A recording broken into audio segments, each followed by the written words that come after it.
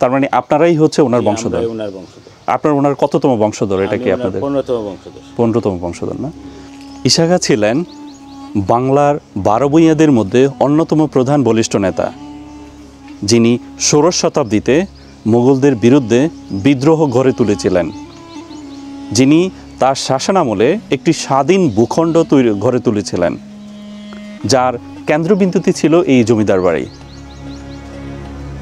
বাংলাদেশের history and হেরিটেজের 3য় পর্বে Masum adventure হাবে আপনাদের স্বাগতম।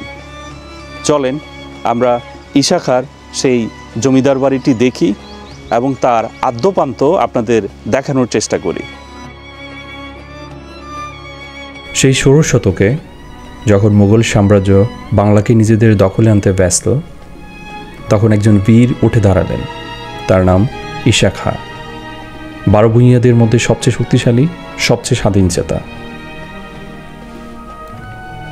মুঘলদের বিরুদ্ধে যিনি গর্জে উঠেছিলেন, স্বাধীনতার জন্য যিনি তৈরি করেছিলেন নিজের দুর্গ জঙ্গলবাড়ি।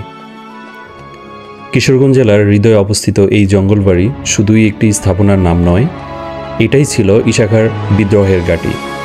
এখান থেকেই তিনি সংগঠিত করেছিলেন প্রতিরোধ, গড়ে তুলেছিলেন এক ইতিহাসের অধ্যায়। গাছগাছালির আড়ালে লুকিয়ে থাকা এই বাড়ির প্রতিটি ইট যেন কথা বলে। বাতাসে আজও মিশে থাকে সেই সংগ্রামের ধ্বনি।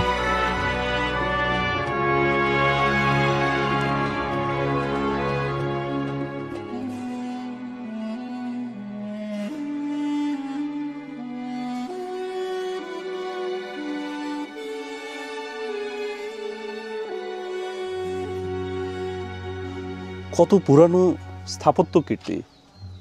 সেই 16 শতাব্দীর ধ্বংসাবশেষ হওয়ার পরেও তার যতটুকু স্মৃতি এখনও রয়ে গেছে তা সত্যিই অসাধারণ। এই ধ্বংসাবশেষটি স্মরণ করিয়ে দিচ্ছে বাংলার প্রতাপশালী 12 ভূঁইয়াদের অন্যতম ইসা খাঁর কথা, যিনি সত্যিকার অর্থেই একজন স্বাধীনচেতা মানুষ ছিলেন। আমরা এখন যেটার সামনে দাঁড়িয়ে আছি এটা হচ্ছে তার বৈঠকখানা।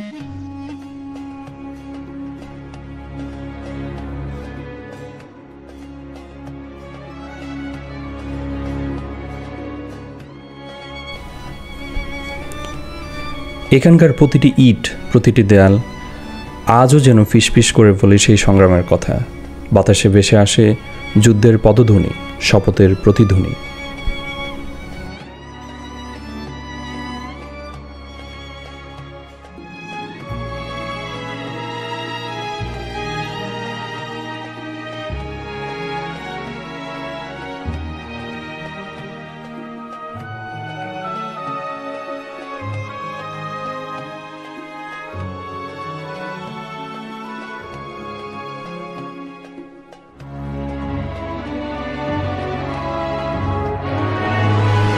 সূর্য যখন অস্ত যায় আর আলো পড়ে পুরনো দেয়ালে, তখন মনে হয় সময় থেমে গেছে, ইতিহাস আর বর্তমান মিশে গেছে একসাথে।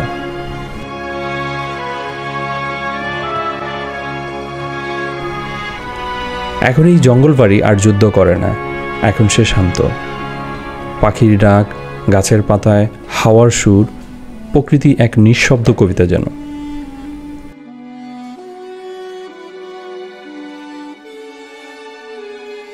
আজ এই জঙ্গলবাড়ি হয়ে উঠেছে ইতিহাস আর প্রকৃতির মিলনস্থল।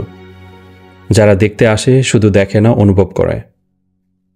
ইসা খাঁর জঙ্গলবাড়ি নদীর ধারে গড়ে ওঠা এক অনন্য প্রতিরোধের কাহিনী, যেখানে এখনও বাতাসে ভেসে বেড়ায় বাংলার বীরত্বের গল্প। যারা আসেন তারা খুঁজে পান প্রশান্তি, কেউ ইতিহাসে ফিরে যান, কেউ প্রকৃতির মাঝে নিজের হারিয়ে যাওয়া ভাবনাগুলো খুঁজে পান।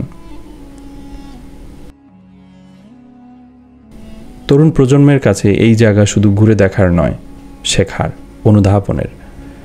কে ছিল ইসা খাঁ? কেন তিনি আমাদের ইতিহাসের গর্ব?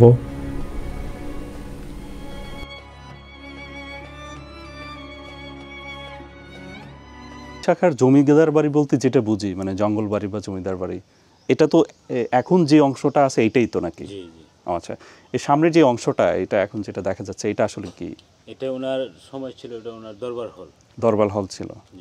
আচ্ছা, আর উনি যে অংশটায় থাকতেন সেটা কোনটা? এটা ভিতর বাড়িটা ছিল, এই যে ভিতরে যে পুরাতন বিল্ডিংটা দেখছেন, এটা এই এখন বর্তমানে যে কয়েকটা কামরা আছে, এটা 40টা রুমের একটা বিল্ডিং ছিল, এবং ধ্বংসাংশ এইটুকু আছে আর কি। ও আচ্ছা, তার মানে খুব বেশি আর কক্ষ এখন আর অবশিষ্ট নাই। না, 5-6টার মতো আছে আর কি। তো এইখানে এখন যারা থাকতেছে তারা কি ওনারই বংশধর? ওনার বংশধর। তার মানে আপনারাই হচ্ছে ওনার বংশধর? আমরাই ওনার বংশধর। ওনার কততম বংশধর এটা কি আমি ওনার আপনাদের? 15তম বংশধর। 15তম বংশধর না? এই যে সামনের যে অংশটা দেখা যাচ্ছে যে আপনার, এটা কি দিঘি বা পুকুর বা তারপরের যে অংশটা বা স্কুলটা, সব কি ওনার নামই? মানে ওনারই বাড়ির অধীনস্থ ছিল এগুলা। আচ্ছা আচ্ছা, এখন কি এগুলা এখনো আপনাদের অধীনস্থই আছে? এইগুলা পুরাটা নাই। এই যে পুকুরটা আছে, স্কুলের চতুর্পাশে যে পরিকাটা ছিল, এটা এখন মানুষের দখলে আছে, ওনারা বুক করে খাইতেছে। আর স্কুলে এই বাড়ি থেকে জায়গা দেওয়া, আর সামনে কিছু জমি আছে, এই আছে আর কি, আর কিছু নাই। ও আচ্ছা আচ্ছা, বুঝতে পারছি। তো এটা কি এখন হচ্ছে আপনাদের মালিকানাধীন আছে, না এটা রাষ্ট্রীয় মালিকানাধীন চলে গেছে? প্রত্নতত্ত্ব অধিদপ্তরের মাধ্যমে এটা সংস্কার করে ওনারা এটা এখানে শাখা পর্যটন করবেন এই হিসাবে এটা ওনারা সংস্কার করছে, আরও কিছু কিছু কাজ করে। আপনারা যারা ইশাখার জঙ্গলবাড়ি দেখতে আসতে চান, আপনাদেরকে বাংলাদেশের যেই কোনো জায়গা থেকে প্রথমে আসতে হবে কিশোরগঞ্জ সদরে। কিশোরগঞ্জ বাস অথবা রেল স্টেশন থেকে আসা এবং যাওয়ার জন্য অটোরিকশা করে নেবেন, যা 300 থেকে 350 টাকার মধ্যেই হবে। চলো ফিরে যাই ইতিহাসের সেই গর্বিত পথে, ইশাখার জঙ্গলবাড়িতে।